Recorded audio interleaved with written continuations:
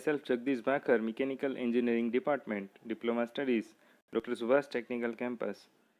Theory of સબ્જેક્ટની અંદર unit number 5 power transmission વિશે આપણે વાત કરી રહ્યા છીએ કે જેની અંદર આપણે પાર્ટ નંબર 2 આજે જોઈશું કે જેનો ટોપિક રહેશે ટેન્શન્સ ઇન બેલ્ટ ડ્રાઇવ્સ.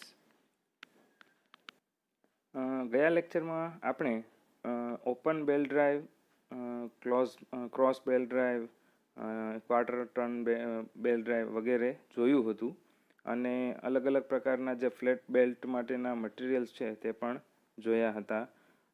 હવે આ લેક્ચરની અંદર આપણે લેન્થ ઓફ ઓપન બેલ્ટ ડ્રાઇવથી શરૂ કરીએ.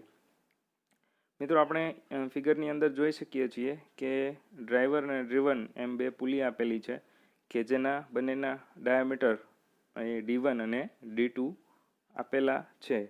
હવે જ્યારે આપણે ટોટલ લેન્થની વાત કરીએ બેલ્ટની તો તેના માટે આપણને ઇક્વેશન છે તે રેડિયાઈ અને ડાયામીટર્સના ફોર્મમાં નીચે આપેલું છે તે પ્રમાણે મળશે કે જેની અંદર ડ્રાઈવર અને ડ્રીવન બંને પુલીના ડાયામીટર્સ અથવા તો રેડિયસને ધ્યાનમાં લઈ અને તે બંને વચ્ચેના ડિસ્ટન્સને પણ ધ્યાનમાં લઈ અને લેન્થ છે તે મેળવવામાં આવે છે. જનરલી જે ઇક્વેશન છે તે pi in bracket R1 plus R2 plus 2x plus R1 minus R2 square divided by x. મિત્રો, અહીંયા x છે એ બે પુલી વચ્ચેનું સેન્ટર ડિસ્ટન્સ છે, એ ખાસ ધ્યાનમાં લઈશું. અને સપોઝ જો આપણે રેડિયસને બદલે ડાયામીટરમાં કેલ્ક્યુલેશન કરવું હોય તો R is equal to D/2 એ ઇક્વેશન મૂકી અને કેલ્ક્યુલેટ કરી શકીએ છીએ. સિમિલર વેમાં length of cross belt drive, બંને ઇક્વેશન આમ ઓલમોસ્ટ સેમ છે.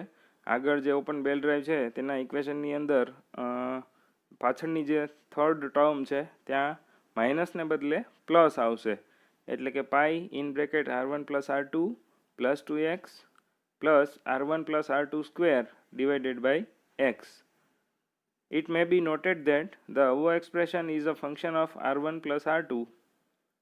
It is thus obvious that if sum of radii of two pulleys be constant, then length of belt required will also remain constant, provided the distance between centers of the pulleys remain unchanged. એટલે કે જો આપણે બે પુલીનું centre distance છે તે constant રાખીએ, તેને જો ના બદલાવીએ અને R1 પ્લસ R2ની વેલ્યુ છે એ જો આપણે કોન્સ્ટન્ટ રાખીએ તો જે બેલ્ટ છે તેની લેન્થ પણ આપણે કોન્સ્ટન્ટ મેળવી શકીએ. હવે પાવર જે ટ્રાન્સમિટ કરે છે બેલ્ટ ડ્રાઇવ, તો એ પાવર કેટલો ટ્રાન્સમિટ કરે છે તે મેળવવા માટેનું કેલ્ક્યુલેશન આપેલું છે.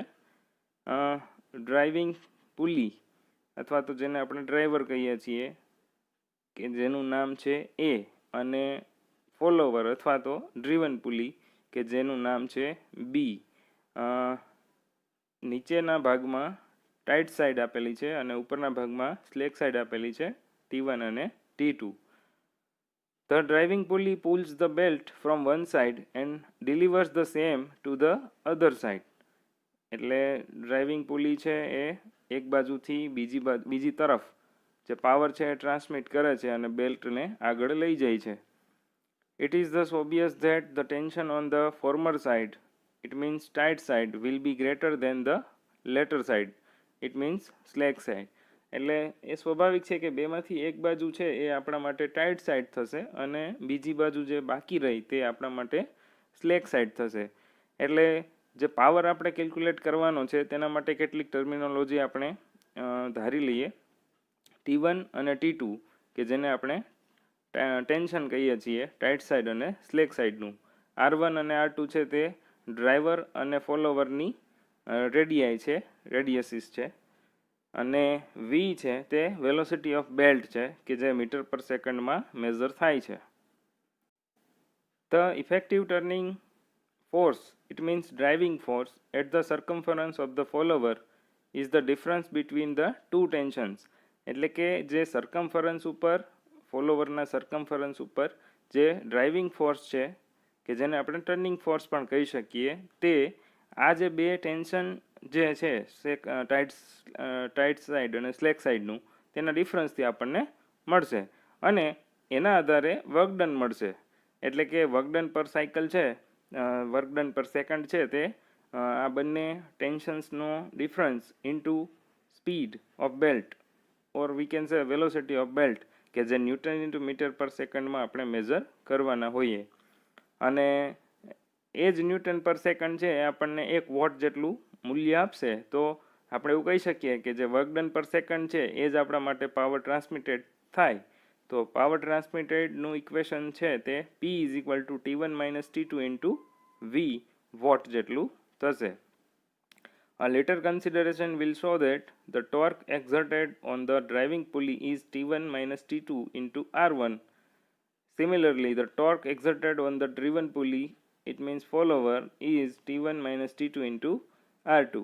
કેમ કે આ જે બંને ટોર્ક મળે છે આપણને એ ડ્રાઇવિંગ અને ડ્રીવન પુલીના જે રેડિયસ છે તેના આધારે મળવાનું છે, એટલા માટે R1 અને R2 છે તે રિસ્પેક્ટિવલી આપણે લઈએ છીએ. હવે સેન્ટ્રીફ્યુગલ ટેન્શન.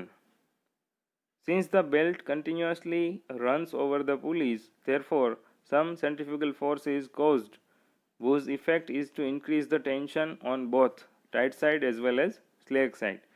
એટલે કન્ટિન્યુઅસલી જ્યારે પુલી ફરે છે અને પુલી ઉપર બેલ્ટ ફરતો હોય તો બેલ્ટને પોતાનું વજન હોય અને એ બેલ્ટને ફરવાને લીધે એમાં સેન્ટ્રીફ્યુગલ ફોર્સ છે જનરેટ થાય છે અને આ સેન્ટ્રીફ્યુગલ ફોર્સ છે એ જે નોર્મલ ફોર્સ છે તેમાં વધારો કરે છે, એટલા માટે તેને ધ્યાનમાં લેવું જરૂરી છે. એટલે તે બંને સાઈડનું ટેન્શન છે તેમાં વધારો કરે છે. એટલે the tension caused by centrifugal force is called centrifugal tension. At lower belt speeds less than 10 meter per second, the centrifugal tension is very small. એટલે આપણે 10 મીટર પર સેકન્ડ કરતાં ઓછી સ્પીડે જે બેલ્ટ ફરતો હોય તેમાં સેન્ટ્રીફ્યુગલ ટેન્શનની ઇફેક્ટ છે તે ઇગ્નોર કરીએ તો ચાલે, ત્યાં ખૂબ જ ઓછી ઇફેક્ટ હોય છે. But at higher belt speeds more than 10 meter per second, its effect is considerable and thus should be taken into account. એટલે 10 મીટર પર સેકન્ડ કરતાં વધારે સ્પીડથી જો બેલ્ટની આપણી રિક્વાયરમેન્ટ હોય ત્યારે સેન્ટ્રીફ્યુગલ ટેન્શન છે તેને ગણવું જરૂરી છે. હવે મિત્રો ફિગરની અંદર જે PQ પોર્શન છે પુલીની સરકમફરન્સ ઉપર ડી થીટા જેટલા ભાગમાં આપણે એક એલિમેન્ટ ધારી લઈએ અને આ ભાગ ઉપર આપણે સેન્ટ્રીફ્યુગલ ટેન્શન ગણવાનો અભ્યાસ કરીએ. ઇમેજની અંદર આપણે જોઈ શકીએ છીએ કે FC છે તે સેન્ટ્રીફ્યુગલ ફોર્સ નોર્મલ ફોર્સ અને TC છે તે સેન્ટ્રીફ્યુગલ ટેન્શન છે. હવે M is equal to mass of belt per unit length in kg. V is equal to linear velocity of the belt in meter per second. R is equal to radius of pulleys over which the belt runs in meters. And TC is equal to centrifugal tension acting tangentially at P and Q in newtons. એટલે અહીંયા આ જે terms છે તે બધી ટર્મ્સને એ ટર્મ્સના આધારે જે centrifugal tension છે તે ગણવામાં આવે છે. હવે જે PQ એલિમેન્ટ છે આ PQ એલિમેન્ટની લેન્થ જો આપણે ગણીએ તો તે રેડિયસ R ઇન્ટુ DR જેટલું થશે. જે વચ્ચે સ્મોલ એંગલ આપણે કન્સિડર કરેલો છે એ angle into radius of pulley. ત્યાર પછી આટલા એલિમેન્ટનું જો માસ કન્સિડર કરીએ તો એ M into R into d theta જેટલું થશે અને તેના આધારે centrifugal force acting on the belt PQ is equal to FC is equal to M into DR into d theta કે જે PQ એલિમેન્ટનું માસ છે તે અને જે લિનિયર વેલોસિટી ઓફ બેલ્ટ છે તેનો સ્ક્વેર ડિવાઇડેડ બાય R એટલે કે રેડિયસ ઓફ પુલી. આ બધાનું જ્યારે આપણે મલ્ટિપ્લિકેશન કરી અને સિમ્પ્લિફાય કરશું તો આપણને સેન્ટ્રીફ્યુગલ ફોર્સનું equation M into d theta into V square એના ફોર્મમાં મળશે. હવે આ જે સેન્ટ્રીફ્યુગલ ટેન્શન છે TC એ આપણને ખ્યાલ છે કે ટેન્જન્શિયલી લાગે છે પી અને ક્યુ પોઈન્ટ ઉપર, અને બંને જગ્યાએ ટેન્જન્શિયલી જે આ ટેન્શન લાગે છે તેથી પી ક્યુ બંને પોઈન્ટ અથવા તો આપણે એવું કહી શકીએ કે પુલી છે તે ઇક્વિલિબ્રિયમમાં રહેશે, કેમ કે બંને બાજુ લાગશે. Now resolving the forces, it means centrifugal force and centrifugal tension horizontally and equating the same, we have Tc sin theta by d theta by 2 plus Tc sin d theta by 2 is equal to Fc is equal to m into d theta into v square. ઉપર અને નીચે બંને બાજુ જ્યારે આપણે consider કરીએ છીએ તો ઇફેક્ટ એની સેમ આવે છે. Since the angle d theta is very small, therefore putting sin d theta by 2 is equal to d theta by 2 in above expression. એટલે સાઇન થીટાની જે વેલ્યુ છે, જો એંગલ એકદમ નાનો હોય, સ્મોલ એલિમેન્ટ હોય, તો ત્યાં આપણે ડાયરેક્ટ ડી થીટાની વેલ્યુ છે એ એટલી જ એંગલ જેટલી જ લઈ શકીએ. તો એવા કેસમાં આપણે સાઇન થીટાને બદલે ડાયરેક્ટ થીટા મૂકી શકીએ છીએ. એટલે જે આપણું ફાઇનલ ઇક્વેશન છે તે 2Tc d theta by 2 is equal to m d theta into v square મળશે. હવે ઇક્વેશનની બંને બાજુ ડી થીટા છે તે કેન્સલ આઉટ થઈ જશે, એટલે જે સેન્ટ્રીફ્યુગલ ટેન્શન છે તે m ઇન્ટુ વી સ્ક્વેર જેટલું આપણને મળશે. હવે કેટલીક નોંધવા જેવી બાબત છે. When the centrifugal tension is taken into account, then total tension in the tight side T1 is equal to T1 plus TC. જો હેવી સ્પીડ હોય બેલ્ટની, એટલે કે 10 મીટર પર સેકન્ડ કરતાં વધારે હોય, તેવા કેસમાં આપણે સેન્ટ્રીફ્યુગલ ટેન્શનને ધ્યાનમાં લેવું પડશે. તો એવા કેસમાં જે ટોટલ ટેન્શન છે ટાઇટ સાઇડનું તે T1 પ્લસ TC થશે, અને સ્લેક સાઇડ માટે T2 પ્લસ TC થશે. અને જે પાવર ટ્રાન્સમિટ કરીએ છીએ એ power TT1 minus TT2 into v, કે જેમાં આપણે વેલ્યુ મૂકીએ તો ઓલમોસ્ટ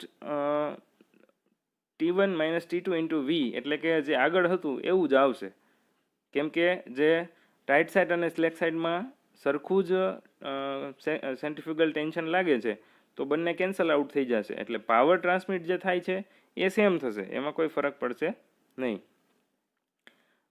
અને થર્ડ છે, the ratio of driving tension May also B return as 2.3 log TT1 minus TC upon TT2 minus TC is equal to mu into theta. Now minimum tension in the belt.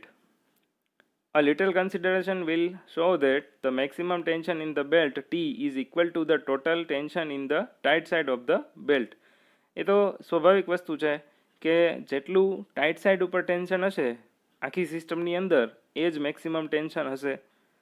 હવે તેને આપણે સાબિત કરવાનો પ્રયત્ન કરીએ. Let sigma is equal to maximum safe stress in newton per mm square, B is equal to width of the belt in mm, T is equal to thickness of the belt in mm. હવે આપણે જાણીએ છીએ કે ભાઈ maximum tension છે એ belt ઉપર કેટલું હોય, તો એ T is equal to maximum stress into cross sectional area of the belt. તો જે ટીની વેલ્યુ છે તે થશે sigma into B into T, કેમ કે ક્રોસ સેક્શન એરિયા છે તે તેની વિડ્થ અને થિકનેસથી બનશે. When centrifugal tension is neglected, then maximum tension becomes T1. It means tension in tight side of the belt. એટલે જ્યારે સેન્ટ્રીફ્યુગલ ટેન્શનને આપણે ઇગ્નોર કરીએ ત્યારે જેટલું ટાઇટ સાઇડનું ટેન્શન હોય તે જ આપણા માટે મેક્સિમમ બની જશે. પણ જ્યારે સેન્ટ્રીફ્યુગલ ટેન્શનને આપણે ધ્યાનમાં લઈશું તો જે મેક્સિમમ સેન્ટ્રીફ્યુગલ ટેન્શન જે આપણને મળશે તે T is equal to T1 plus TC જેટલું થશે. We know that power transmitted by a belt P is equal to T1 minus T2 into V, કે જેની અંદર T1 અને T2 અને વેલોસિટી આ બધું આપણે ટર્મિનોલોજી આગળ જોઈ ગયા છીએ. હવે જે ડ્રાઇવિંગ ટેન્શનનો રેશિયો છે T1 બાય T2 તેનું એક્સપ્રેશન e⁻μ થીટાના ફોર્મમાં આપેલું છે, અને આપણે આ ઇક્વેશનમાં જો સ્લેક સાઇડનું ટેન્શન છે એટલે કે સ્લેક ટેન્શન તેને સૂત્રનો કરતા બનાવીએ તો T2 is equal to T1 upon e raise to mu into theta થશે. અને આ જે T2ની વેલ્યુ છે તે વેલ્યુને જો પાવર ટ્રાન્સમિટેડના ઇક્વેશનમાં મૂકવામાં આવે તો આપણને જે પીની વેલ્યુ છે એ T1ના ફોર્મમાં મળશે. T1ના ફોર્મમાં મેળવવાનું કારણ તો કે આપણે બધી જ વસ્તુ છે તે ટાઇટ સાઇડના જે ટેન્શન છે એના ફોર્મમાં જોઈએ છે એટલા માટે. એટલે આ જે ઇક્વેશન છે તેના આધારે આપણને પીની વેલ્યુ T1 ઇન્ટુ વી ઇન્ટુ સી આ ફોર્મમાં આપણને મળશે. અહીંયા સી છે એ કોન્સ્ટન્ટનું રિપ્રેઝન્ટેશન કરે. આ ઇક્વેશનની અંદર સીની વેલ્યુ છે તે 1 - 1 upon e raise to mu theta થશે. હવે T1 is equal to T minus TC, જ્યાં ટી છે તે maximum tension two which the belt can be સબ્જેક્ટેડ in Newton's. એટલે ટીની જે વેલ્યુ છે તે આપણને મેક્સિમમ ટેન્શન આપશે અને ટીસી છે આપણે જાણીએ છીએ કે સેન્ટ્રીફ્યુગલ ટેન્શન ઇન ન્યૂટન્સ. હવે આગળનું જે ઇક્વેશન છે તેની અંદર જો T1ની વેલ્યુ અહીંથી મૂકવામાં આવે તો P is equal to T minus TC into V into C.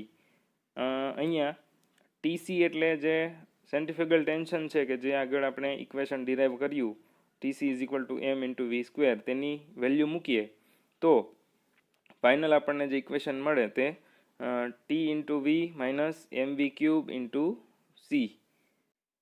હવે મેક્સિમમ પાવર મેળવવા માટે થઈને differentiate the above expression with respect to V and ઇક્વેટ two 0. એટલે કે આપણે ડિફરન્શિએટ કરીએ વિથ રિસ્પેક્ટ ટુ વી તો DP by DV is equal to 0 લઈ અને પીની જે વેલ્યુ છે તે આપણે મૂકીએ તો D by DV TV minus M V cube into C is equal to 0. હવે વીના સાપેક્ષમાં જ્યારે આપણે વિકલન કરીએ તો ટી ઇન્ટુ વી છે તેનું ટી થઈ જશે કેમ કે DV by DV is equal to 1 થશે. ત્યાર પછી એમ વી ક્યુબ છે તેનું 3 into M into V square થઈ જશે અને સી છે તે વેલ્યુ કોન્સ્ટન્ટ છે એટલે તે પણ ઓલમોસ્ટ 0 થઈ જશે. તેને આપણે એઝ અ 1 કાઉન્ટ કરી શકીએ. એટલે ઇક્વેશન છે તેને સોલ્વ કરીએ એટલે આપણને ટીની વેલ્યુ છે એ 3 ઇન્ટુ ટીસી જેટલી મળશે. એટલે આપણે એવું કહી શકીએ કે પાવર ટ્રાન્સમિટ જે મેક્સિમમ કેટલો થાય when the power transmitted is maximum, 1/3 of the maximum tension is absorbed as centrifugal tension. એટલે કે જે સેન્ટ્રીફ્યુગલ ટેન્શન છે તેના કરતાં ત્રીજા ભાગનો પાવર છે તે ટ્રાન્સમિટ થાય છે. હવે બીજી કેટલીક નોંધ છે. We know that T1 is equal to T minus TC and for maximum power TC is equal to T by 3. So T1 is equal to T minus T by 3 is equal to 2T by 3. અને જે equation number 4 ઉપર આપણે T is equal to 3 into TC મેળવ્યું છે જો તેમાં તેને વેલોસિટીના ફોર્મમાં ગણતરી કરવામાં આવે તો જે વી છે તેનું ઇક્વેશન પણ આપણે આ રીતે મેળવી શકીએ કે જેની વેલ્યુ છે √T/3m જેટલું થાય.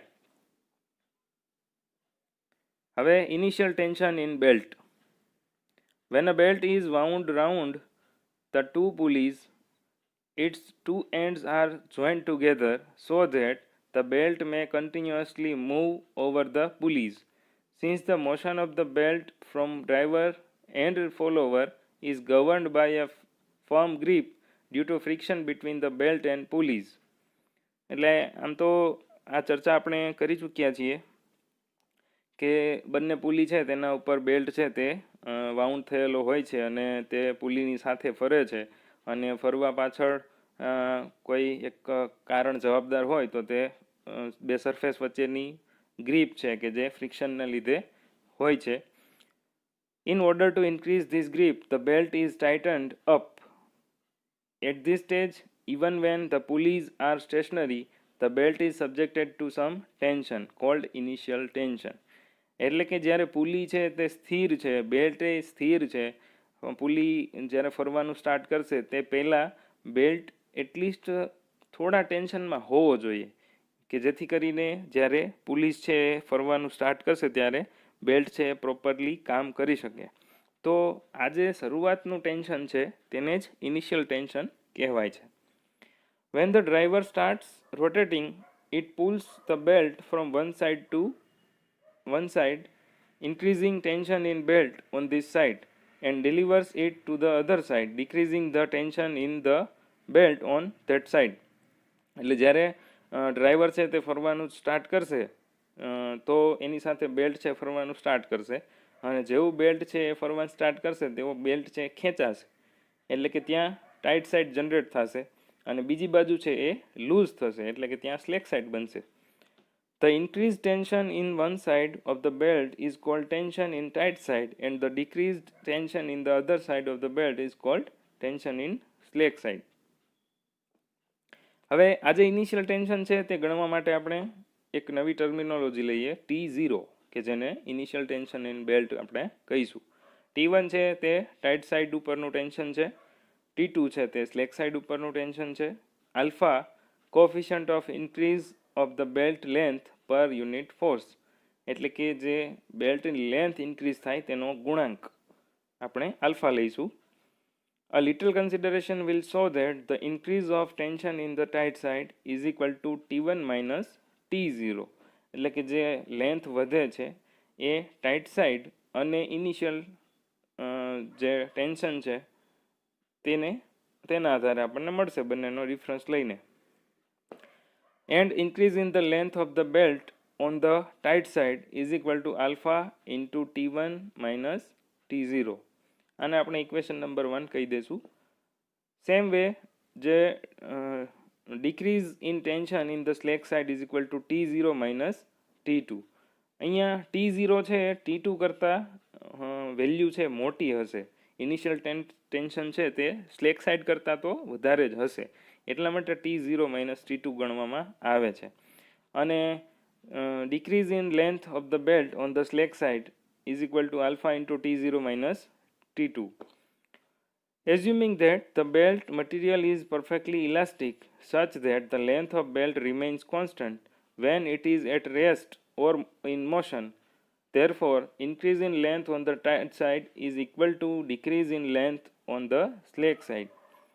એટલે આપણે એવું માની લઈએ છીએ કે જે બેલ્ટનું મટીરિયલ છે તે પરફેક્ટલી ઇલાસ્ટિક મટીરિયલ છે, એટલે જે બેલ્ટ છે તેની લેન્થમાં વધારો થતો નથી, એ કોન્સ્ટન્ટ રહે છે.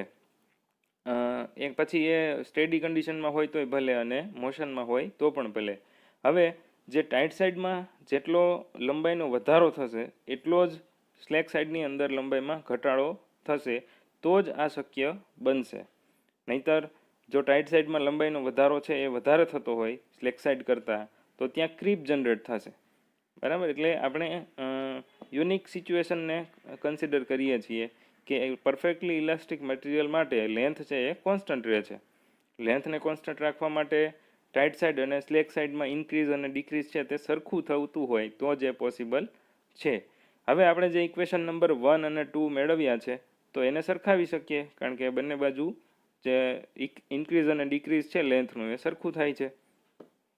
તો આવા કેસમાં ઇઝ ઇક્વલ ટુની બંને બાજુ આલ્ફા છે તે કેન્સલ આઉટ થઈ જશે, અને ઇક્વેશનને આપણે જો સોલ્વ કરીએ તો T0 is equal to T1 plus T2 by 2 આપણને મળશે. હવે જો સેન્ટ્રીફ્યુગલ ટેન્શનને કન્સિડર કરીએ તો બંને બાજુ સેન્ટ્રીફ્યુગલ ટેન્શન લાગશે, એટલે બંને બાજુ પ્લસ કરવું પડશે. એટલા માટે ફાઇનલ આપણને જે T0ની વેલ્યુ મળે છે, એટલે કે ઇનિશિયલ ટેન્શનની વેલ્યુ મળે છે, તે T1 plus T2 plus 2TC by 2 જેટલું આપણને મળશે. એટલે આપણા માટે final initial tension in belt છે તે મળશે. આપણો નેક્સ્ટ પોઈન્ટ છે V belt drive. A V-belt is mostly used in factories and workshops where a great amount of power is to be transmitted from one pulley to another when two pulleys are very near to each other. એટલે કે મોટા ભાગે factories અને વર્કશોપની અંદર મશીનરીઝમાં અને power ટ્રાન્સમિશનમાં આ વી belt drive છે તે યુઝ થાય છે. અને ખાસ એ વાતને ધ્યાનમાં લેવી પડશે કે જ્યારે બે પુલી વચ્ચેનું ડિસ્ટન્સ છે તે ઓછું હોય એવી એપ્લિકેશનમાં જ વી બેલ્ટ ડ્રાઈવ છે તેનો યુઝ થાય છે. The are the V belts are made of fabric and cords molded in rubber and covered with fabric and rubber. ઇમેજની અંદર આપણે જોઈ શકીએ છીએ cross section of V belt આપેલો છે ફિગર નંબર એની અંદર. તેની અંદર તેની થિકનેસ ટી અને વિડ્થ બી આપેલી છે. ટેપર એંગલ આપેલો છે, જે વી બેલ્ટ છે તેનો શેપ છે ત્યાં વચ્ચે જે એંગલ બને છે 2 બીટા જેટલો, અને તેની અંદર જે લેયર બાય લેયર ગોઠવાયેલા છે અલગ અલગ મટીરિયલ્સ, તેમાં ફેબ્રિક અને રબરનું કવર હોય છે ઉપર. એની અંદર ફેબ્રિક હોય છે, એની અંદર કોડ હોય છે અને કમ્પોઝિશન હોય છે રબરનું. ફિગર નંબર બીની અંદર cross section of a V grooved pulley, એટલે કે જ્યાં વી બેલ્ટ યુઝ કરવાનો છે તે પુલીનો ક્રોસ સેક્શન આપેલો છે, અને ત્યાં કઈ રીતે વી બેલ્ટ છે તે પુલી સાથે મર્જ થાય છે તે આપેલું છે. V groove pulley. These belts are molded to a trapezoidal shape and are made endless. એટલે કે ત્યાં છેડાઓ જોઈ શકાતા નથી અથવા તો રાખવામાં આવતા નથી, કન્ટિન્યુઅસ તેનો શેપ હોય છે અને તે ટ્રેપેઝોઇડલ શેપના બનાવવામાં આવે છે. These are particularly suitable for short drives. It means when the shafts are at a short distance apart, the included angle for V-belt is usually 30 to 40 degree. એટલે કે જ્યારે આપણે આગળ વાત કરીએ બે પુલી વચ્ચે જ્યારે ડિસ્ટન્સ ઓછું હોય એવા કેસમાં વી બેલ્ટ ડ્રાઈવ છે તે વધારે અનુકૂળ છે, અને જે વી બેલ્ટનો ઇન્ક્લુડેડ એંગલ છે વચ્ચે તે 30 to 40 ડિગ્રીનો રાખવામાં આવે છે. In case of flat belt drive the belt runs over the pulleys, whereas in case of V-belt drive, the rim of the pulley is grooved in which the V-belt runs. એટલે કે flat belt છે તેની અંદર બેલ્ટની એક જ surface, એટલે કે તેની જે બોટમ સરફેસ છે તે જ પુલી સાથે ફ્રિક્શનથી કામ કરે છે, જ્યારે વી બેલ્ટની અંદર જે ગ્રુવ છે એ આખા ગ્રુવની અંદર, એટલે કે 3 સરફેસીસ છે તે બેલ્ટ અને પુલી વચ્ચે જોડાય છે અને આપણને વધારે ઇફેક્ટિવલી પાવર ટ્રાન્સમિટ છે એ કરીને આપે છે. The effect of the groove is to increase the frictional grip of the V-belt on the pulley and thus to reduce the tendency of slipping. એટલે ફ્રિક્શનલ ગ્રીપ જ્યારે આપણને વધારે મળે, 3 સરફેસીસ મળે છે, તો બટ ઓબ્વિયસ છે કે ત્યાં આપણને જે સ્લીપિંગના જે ચાન્સીસ છે કે જે ફ્લેટ બેલ્ટની અંદર આપણને વધારે જોવા મળે તે અહીંયા જોવા મળશે નહીં. In order to have a good grip on the pulley, the V-belt is in contact with the side faces of the groove and not at the bottom. એટલે ગ્રુવ છે એને એવી રીતે સેટ કરવામાં આવે છે કે જેથી કરીને સારામાં સારી ગ્રીપ આપણને વી બેલ્ટની અંદર બંને સાઇડ્સમાં મળે, નહીં કે બોટમની અંદર. The power is transmitted by the wedging action between the belt and the V-groove in the pulley. એટલે આ જે શેપ બને છે વેજ શેપ, કે જેને આપણે ટ્રેપેઝોઇડલ શેપ કહીએ છીએ, તેને લીધે જે પાવર છે તે સારામાં સારી રીતે ટ્રાન્સમિટ થઈ શકે છે. હવે V belt drive over flat belt drive, તેના થોડા એડવાન્ટેજીસના આધારે સમજીએ કે કઈ રીતે વી બેલ્ટ ડ્રાઈવ છે તે વધારે અનુકૂળ છે ફ્લેટ બેલ્ટ ડ્રાઈવ કરતાં. The V belt drive gives compactness due to small distance between the centre of pulleys. એટલે આપણે આગળ વાત કરીએ એમ કે જ્યારે બે પુલી વચ્ચે ડિસ્ટન્સ ઓછું હશે તો આ જે વી બેલ્ટ છે તે ક્યારે યુઝ થશે, જ્યારે ડિસ્ટન્સ અથવા તો સ્પેસ અવેલેબલ ઓછી હશે ત્યારે. The drive is positive because the slip between the belt and pulley groove is negligible. એટલે સ્લીપનો કોઈ ચાન્સીસ છે નહીં, એટલા માટે જે ડ્રાઈવ છે તેને આપણે પોઝિટિવ કહીશું. Since the V belts are made endless and there is no joint trouble, therefore drive is smooth. એટલે ત્યાં વાઇબ્રેશન અથવા તો ઝર્ક આવવાના ચાન્સીસ છે તે સાવ નેગ્લિજિબલ થશે, કેમ કે જે વી બેલ્ટ છે તે એન્ડલેસ છે, કન્ટિન્યુઅસ બેલ્ટ છે એટલા માટે. It provides longer life 3 to 5 years. It can be easily installed and removed. આ ઇઝીલી તે ઇન્સ્ટોલ કરી શકાય અને કાઢી શકાય છે. The operation of the belt and pulley is quite. એટલે વાઇબ્રેશન અને નોઇસનો પ્રશ્ન છે તે ખૂબ જ ઓછો આવે છે વી બેલ્ટની અંદર, આમ નહિવત જ ગણી શકાય. The belts have the ability to cushion on the shock when machines are started. એટલે આ જે બેલ્ટ છે તે શોક છે તેને એબ્સોર્બ કરી શકે છે જ્યારે મશીન છે તે સ્ટાર્ટ કરવામાં આવે. The high velocity ratio maximum 10 may be obtained. સારામાં સારો વેલોસિટી રેશિયો છે તે મેળવી શકાય છે up to 10. The wedging action of the belt in the groove gives high value of limiting ratio of tensions. Therefore, the power transmitted by V belt is more than flat belts for the same coefficient of friction. એટલે વી belt અને flat બેલ્ટનો જો coefficient સરખો હોય તો comparatively વી belt છે એ flat belt કરતાં વધારે power transmit કરી શકશે. અને બીજા પણ પરિબળો છે, arc of contact and allowable tension in the belts. એટલે 3 પરિબળો જો સરખા હોય તો સેમ બેલ્ટ પણ ક્રોસ સેક્શન અલગ હોય તો એ પ્રમાણે આપણને વી બેલ્ટની અંદર વધારે ફેસિલિટી મળે છે. લાસ્ટ છે, the V belt may be operated in either direction with tight side of the belt at the top or bottom. The centre line may be horizontal, vertical or inclined. એટલે કોઈપણ position ઉપર વી belt drive છે તે કામ કરી શકે, horizontal હોય, vertical હોય કે ઇન્ક્લાઇન્ડ હોય. તે એફિશિયન્ટલી વધારે પાવર ટ્રાન્સમિટ કરવા માટે આપણે તેનો યુઝ કરી શકીએ છીએ. ઓકે મિત્રો, થેન્ક યુ.